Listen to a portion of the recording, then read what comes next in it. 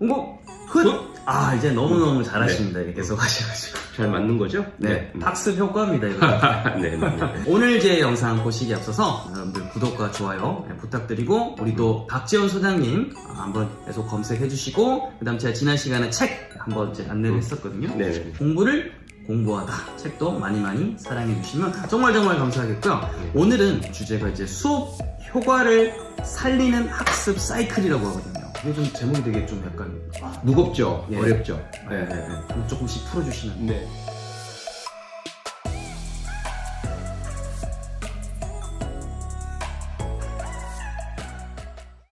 저는 이제 학생들을 구분하는 기준이 교육적으로는 어려워지긴 하는데 공부만 잘하는 학생이 있고요. 저는 아니었습니다.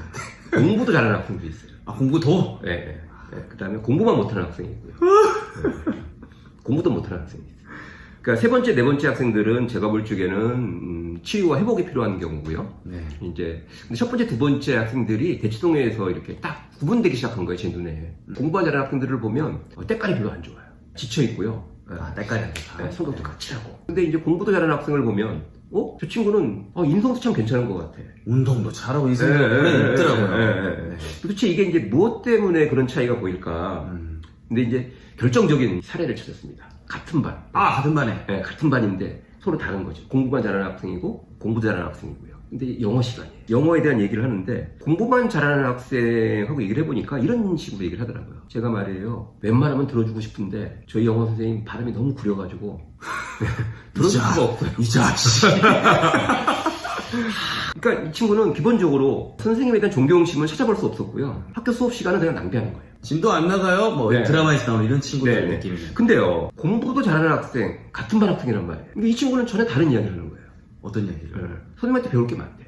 야, 신기하네. 어떻게 같은 선생님인데 이렇게. 도움이 된다는 거예요. 그리고 이 친구는 학교 수업 시간을 너무너무 소중하게 생각하는 거예요. 그래서 제가 이제 정리를 해봤더니 이런 단어가 떠오르더라고요. 공부소득. 뭐냐? 공부만 잘하는 학생은 학교에서 공부소득이 거의 없어요. 와, 이거 진짜 좀 전율이 흐릅니다. 근데 어쨌든 거나 공부를 해야 되잖아요. 그쵸. 예, 그러니까 그걸 밖에서 채우는 거예요. 우와, 소득을 밖에서. 예, 그러니까 힘들 수밖에 없죠. 근데 공부도 잘하는 학생을 딱 보니까 공부소득을 학교에서 충분히 얻어. 선생님을 존경하고 수업 시간을 정말 철저하게 활용하는데 당연히 소득이 높을 수밖에 없죠. 그쵸. 그러니까 전반적으로 삶의 여유가 있어요. 흡사 이게 본업이 있는데 직장에 네. 출근을 했는데 네. 전자는 소득이 없으니까 네. 끝나고 알바해가지고 그렇죠. 하고 후자는 출근만 해서 즐겁게 하는데 소득이 네. 많은 거네요. 그렇죠. 괜찮습니까? 네. 제가 쓰는 비유인데 어떻게 네. 보통 우리가 학생들의 어떤 학습 효과에 대해서 오해하는 경우가 있어요. 뭐냐면 학생이나 학부모들이 너 시험 봤어? 그러면 그 시험 성적은 속된 말로 학교빨이야 학원빨이야 라고 물어보면 대부분 다 뭐라고 답할까요? 학원 말이라고 그러죠. 학원빨이라고 그러죠. 그렇죠. 예. 근데 그게 이유가 있는 겁니다.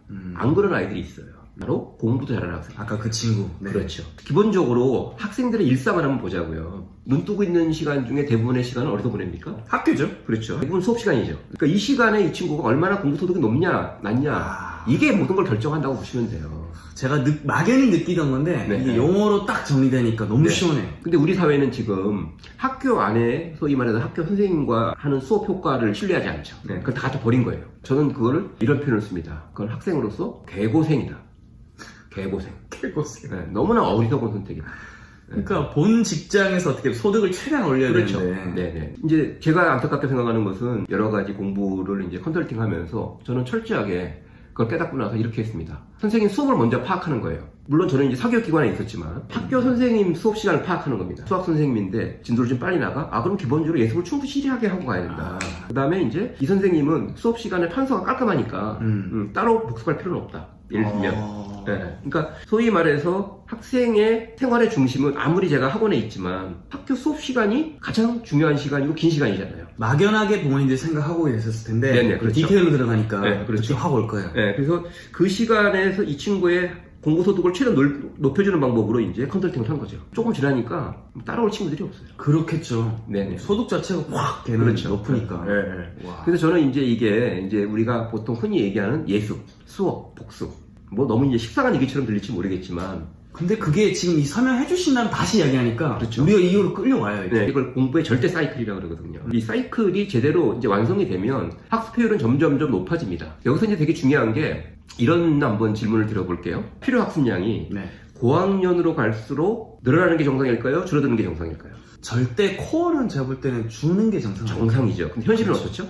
갈수록 더 많은 양을 투자를 하죠. 그렇죠. 왜냐? 결국은 공부 소득이 되게 부실한 거예요. 이걸 이제 학습과학에서 장기 기억이라고 얘기하는데 네. 학습한 결과가 이제 뇌신경세포 사이에 어떤 그런 새로운 연결을 만들어서 이게 LTP라는 고정된 상태를 유지해야지만 이게 이제 그 학생이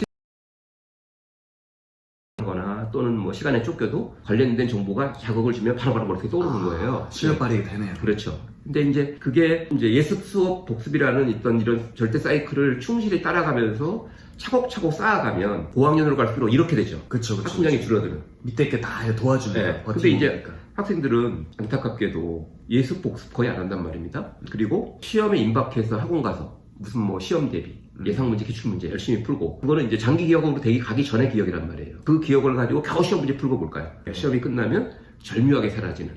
많이 다 경험해 보셨을 거예요. 시험 치면서 이미 날아가고 시험 끝나고 야 끝났다 하면 그냥 텅텅 빈 느낌. 거기서 한마디만 덧붙이자면 사람의 머리는요 기억을 가지고 결국 세상을 살아가는데 되게 중요한 게 있습니다. 과연 어떤 걸 기억할까? 어떤 거는 지워버리고. 그쵸. 이게 되게 이제 궁금할 수 있죠. 네. 제가 이제 만든 말은 재활용 가치라는 겁니다. 재활용 가치. 재활용 가치. 네, 그러니까 뭐냐? 정보를 다 머릿속에 다 기억을 만들면 이게 이 쓰레기통이 돼요. 고물상처럼 그렇죠. 완전 이것저것 작동산이. 그렇죠. 예. 근데 여러 가지 뇌신경과학 연구 결과들을 종합해 보면 제가 내린 결론은 절묘하게 어떤 정보에 대한 판단을 하는 거죠. 재활용 가치가 있다. 두뇌가. 네, 그렇죠. 와. 그래서 이제 재활용 가치가 있다고 생각하면 장기 기억으로 저장을 하는 거고요. 예를 들어볼까요? 네. 홍 선생 혹시 지난 여름 휴가 갔다 오셨습니까? 못 갔습니다. 그 아름다운 추억 같은 게 있죠. 그죠? 있죠. 그죠? 네. 근데 그거 혹시 암기하셨어요? 아니요. 네. 절대 그렇지 않습니다. 그렇죠. 그냥 외워줬죠. 네. 왜 그럴까요? 저한테는 너무 소중하니까요.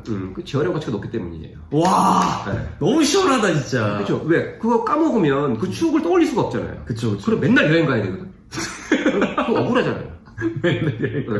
혹시 어릴 때 뭔가 이렇게 안 좋은 기억, 충격적인 사건 이런 거 기억하는 사람들 있잖아요. 저도 기억하고 있습니다. 네. 그것도 안 지워지죠.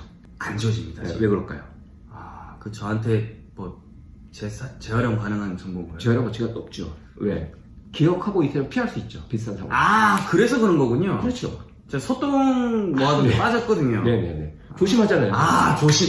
지금도 맨홀 뚜껑이 엄청 조심하긴 합니다. 그렇죠. 네, 빠질까봐. 네. 이런 것처럼 기본적으로 학습 결과물은 그냥 우리가 막 외우고 열심히 문제 푼다 그래서 머릿속에 남지 않아요. 일단 예습을 통해서 관심을 갖고 수업 시간에 제대로 배우고 그 다음에 이제 복습은 뭐냐면 한 번 쓴 거보다 여러 번 쓴 것이 재활용 가치가 높겠죠. 네, 그쵸. 그렇죠. 우리가 단순한 반복 학습을 이렇게 해석하는 게 맞는 거예요. 한 번 시험 때 공부하고 더 이상 써먹진 않아. 그럼 볼까요? 재활용 가치가 없는 거죠. 그래서 시험 끝나고 나면 다 날아가는 거네요. 그렇죠. 그리고 이제 이 정보에다 라벨을 붙인다고 생각할 수도 있어요. 공부하는 학습자가 이 정보는 내가 정말로 평생 기억할 만한 가치가 있는 정보야 라고 생각하면 뭘까요? 재활용 가치가 높다고 인식하겠죠. 영어 선생님이시면 잘 알잖아요. 우리나라 학생들 시험 영어 하잖아요.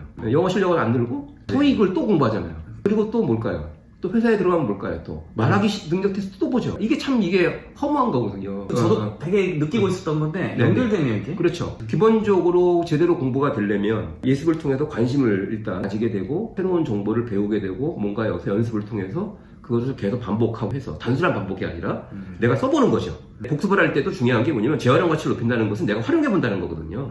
단순히 그냥 이렇게 밑줄 치고 이런 소극적인 공부가 아니라 누군가한테 말로 설명도 해보고 정리도 한번 해보고 이렇게 해서 재활용 가치를 높이면 충분한 학습 효과를 누릴 수 있고 저는 단언합니다. 사교육은 말 그대로 학교 수업을 중심으로 예습과 복습 이 사이클을 돌리는데 방해가 되지 않는. 근데 만약에 학원 다니느라고 그 사이클을 제대로 못 돌린다 그러면 이런 말이 있죠. 앞으로 보고 뒤로 미친다는 말이 있죠. 결국은 쌤 되거나 마이너스 되는. 그렇죠. 저는 이게 지금 대한민국 고질병인 것 같아요. 하긴 학교 와서 그래서 자는 애들 참 많이 봤거든요.